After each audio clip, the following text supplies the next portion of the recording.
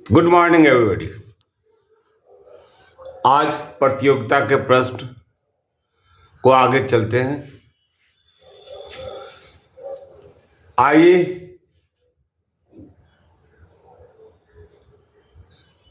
Question number 1 को देखते हैं। क्वेश्चन नंबर 1 कहता है किसी संख्या के आधे में से 1/4 घटाया जाए तो 1/8 प्राप्त होता है। संख्या ज्ञात कीजिए। यह एनसीईआरटी क्लास 8 की पुस्तक में से है। आइए इसको हम लोग सॉल्व करते हैं। देखिए दिया हुआ है किसी संख्या के आधे में से, तो संख्या को हम लोग x मान लेते हैं। संख्या को हम लोग x मान लेते हैं, तो x का आधा, x के आधा x/2 हो गया। उसमें से 1/4 घटा देते हैं तो 1/8 प्राप्त होता है, बराबर 1/8। इतना तक तो हम लोग क्लियर हो गए। इसको हम लोग सॉल्व करेंगे। एलसीएम लेंगे, 4 होगा 2x - 1 बराबर 1/8। हम लोग क्रॉस मल्टीप्लिकेशन कर देंगे, ठीक है। तो क्रॉस मल्टीप्लिकेशन के पहले देख रहे हैं कि हमारा 4 और 8 कट रहा है, तो इसको हम लोग काट देते हैं, क्योंकि यह गुना जाएगा कट जाएगा। अब यहां हो गया, इस 2 से इसको गुना कर देते हैं। 4x - 2 बराबर 1। इस 2 को उधर लिए गए तो हमारा 4x बराबर 1 + 2 बराबर 3। x का मान 3/4। 3/4 ऑप्शन डी सही है। आइए अब अगले क्वेश्चन की ओर चलते हैं। अगला क्वेश्चन है किसी घन की भुजा दूनी कर दी जाए तो उसका आयतन कितना गुना बढ़ जाएगा। तो घन का आयतन से रिलेटेड है। तो घन का आयतन, मान लीजिए भुजा x है तो x3। भुजा को दूनी कर दी गई तो 2x का होल क्यूब, ठीक है। तो यहां आ गया 8x3। देखिए तुलनात्मक अध्ययन करेंगे तो गुनी में 8 गुनी हो गई है, तो यहां आंसर सी जाएगा।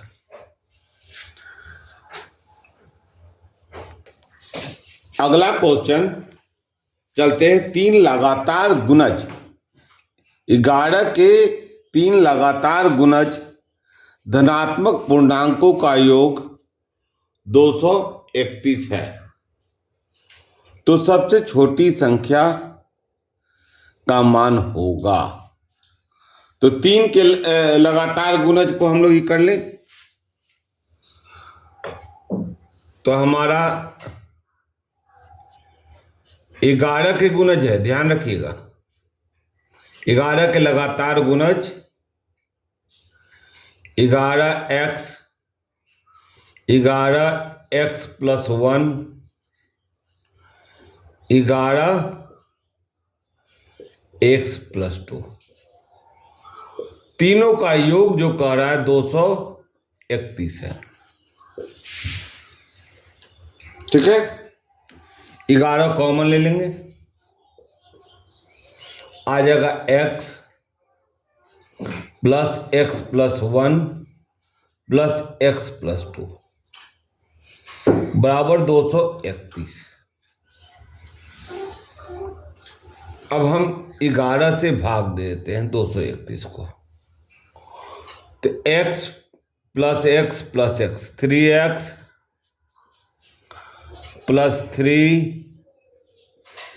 बराबर 231/11।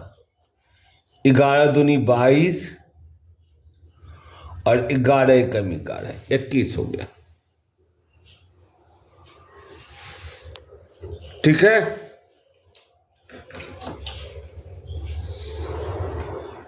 अब यहां पर आएंगे हम लोग।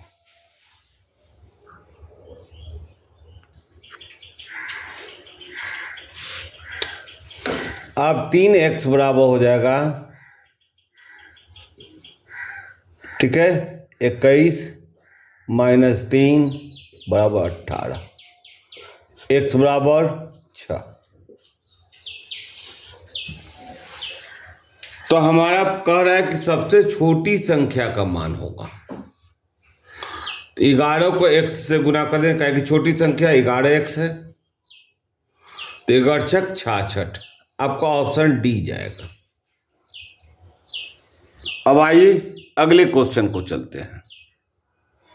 अगला क्वेश्चन कहता है, क्वेश्चन नंबर 4, कि यह जो दिया हुआ है 0.3 + 0.7x बटा x बराबर 0.95 है, तो x का मान याद करना।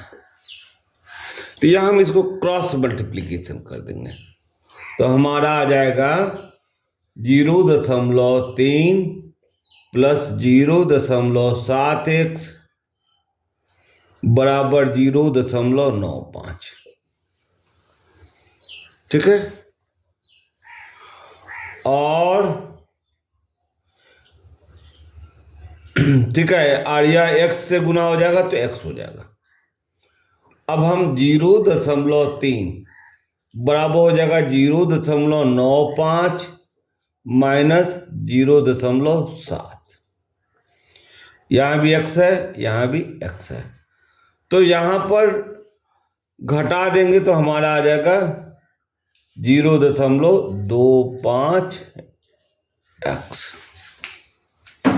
तो जब x का मान निकालेंगे तो x बराबर 0.3 बटा 0.25।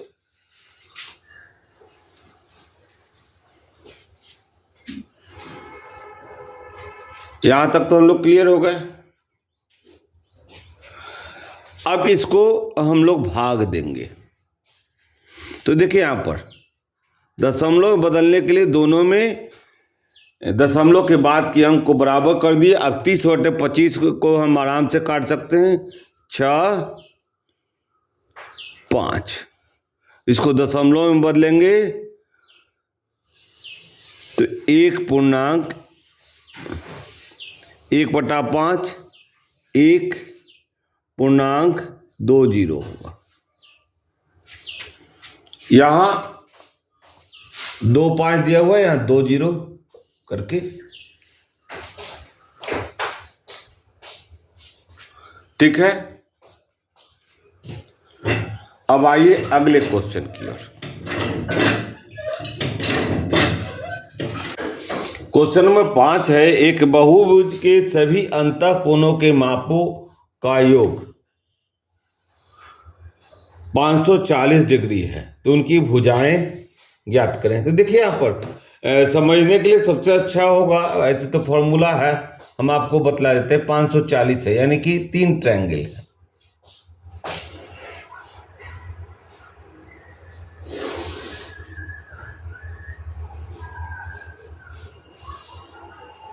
डायगोनल्स के मिलाएंगे तो 3 ट्रायंगल है।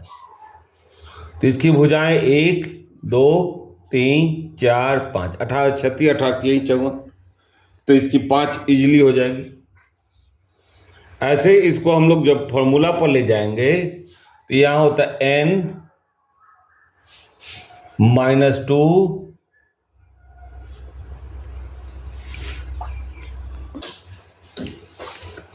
n - 2 × 180 बराबर 540। यही अंतःकोणों के योग का फॉर्मूला है। तो n-2 बराबर 540 बटे 180 बराबर 3। इसको उधर ले जाएंगे तो हमारा n बराबर 3 + 2 बराबर 5।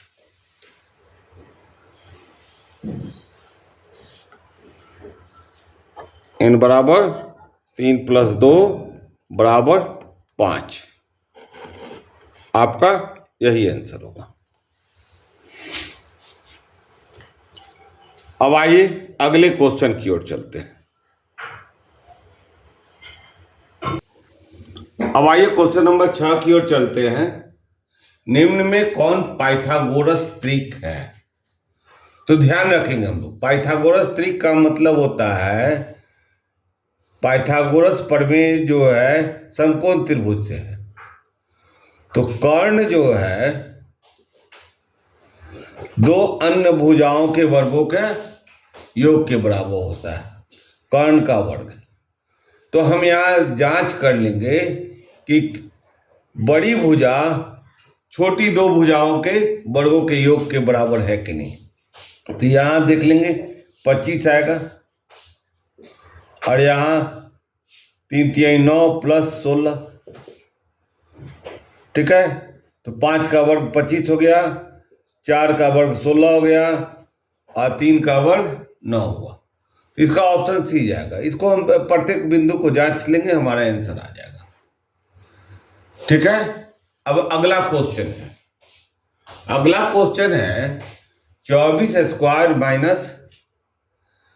23 का स्क्वायर बटे 47। इसको लोग स्क्वायर करके बनाने लगे। नहीं, बहुत आसान है इसका। हम इस फॉर्मूला पर लिए जाएंगे, a + b गुने a - b के फॉर्मूला पर ले जाएंगे। जब इस फॉर्मूले पर ले जाएंगे तो आ जाएगा आपको 24 + 23 और 24 - 23 बटा 47। यहां देख लीजिए, इसका मान 1 हो गया, तो 47, इसका योग 47 हो गया। 47 गुने 1 बटा 47, इसका मान कितना गया 1। ऑप्शन ए चला गया।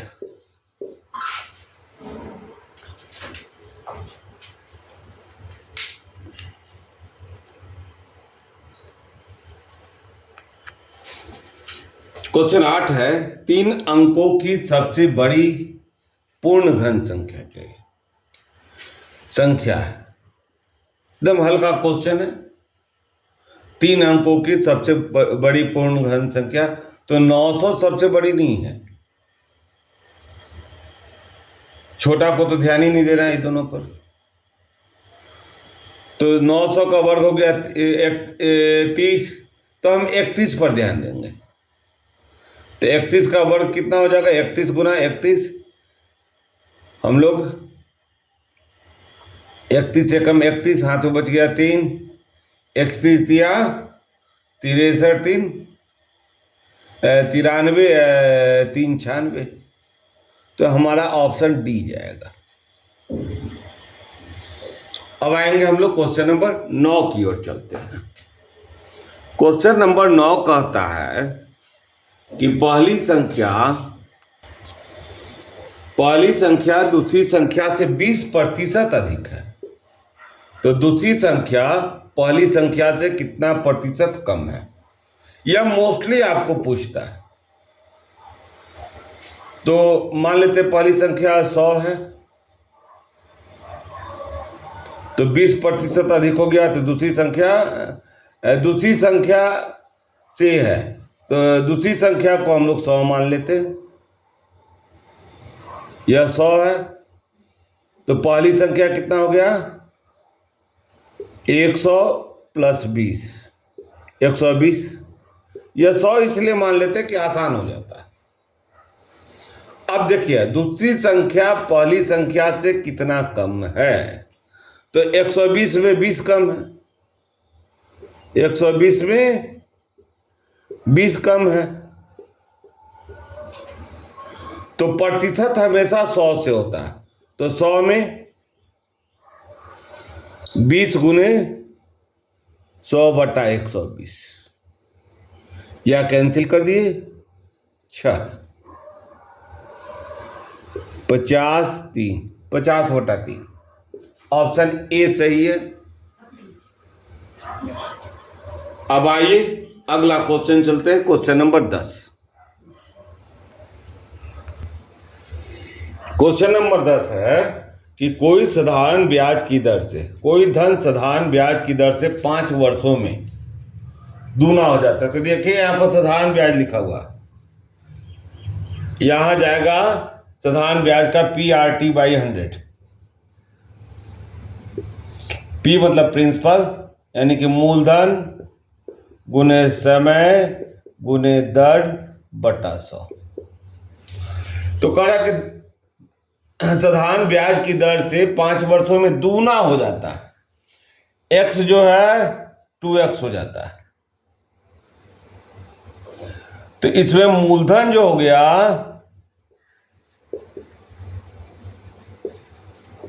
x हो गया, मूलधन कितना हो गया x हो गया बराबर x, और समय दिया हुआ है 5 वर्ष। तो हमारा फॉर्मूला जाता है दर बराबर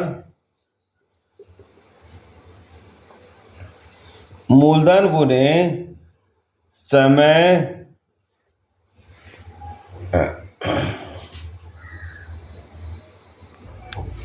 नहीं, यहां होगा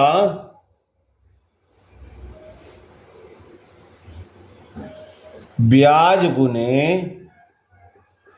100/। अब देखिए यहां पर क्या निकालना है, दर निकालना है और समय दिया हुआ है। तो यहां पर मूलधन गुने समय, तो ब्याज कितना हुआ x गुने 100/, मूलधन भी x है क्योंकि x जो है x हो जाता है, और समय 5, यह कैंसिल हो गया, यहाँ 5 हो गया, 20/5 20%। ऑप्शन बी जाता है। अब क्वेश्चन नंबर 11 को देखते हैं, इसका मान। तो 1 का Q 1 हो गया, 2 का Q 8 हो गया, और 3 का Q 27 हो गया, और बटा 2 का मतलब होता है वर्गमूल। बटा 2 का मतलब वर्गमूल होता है। तो कितना हो गया, जोड़िए 27 से 28, 8 36 का वर्गमूल बराबर 6। ऑप्शन ए आंसर जाता है।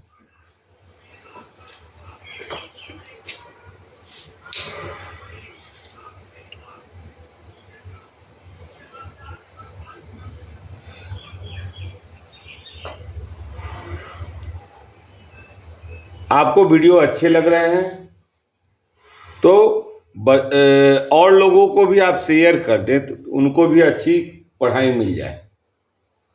तो हम विदा लेते हैं, फिर मिलेंगे अगले वीडियो में। जय हिंद।